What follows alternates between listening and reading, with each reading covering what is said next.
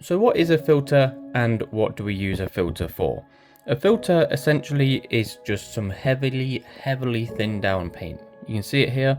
It's honestly predominantly water.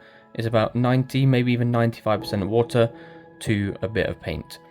Now, what we use them for is to very subtly change the hue of a color, typically of an underlying base color, to then shift it into something else.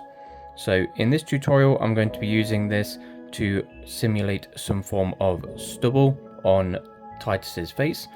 And what it's going to do is we're going to paint it over the underlying color that's already there, and it will subtly shift it towards more of a gray hue. Now, one key tip when using a filter is that obviously this is predominantly water, so when we actually pick up our paint and we come to actually use it, we have to then wick off the excess on a piece of tissue. You see that capillary action there, you see how much water came out of that. If we were to put that just straight onto our model like this, it is just going to completely flood our detail with water and make a complete mess. So just ensure that you're wicking off your excess.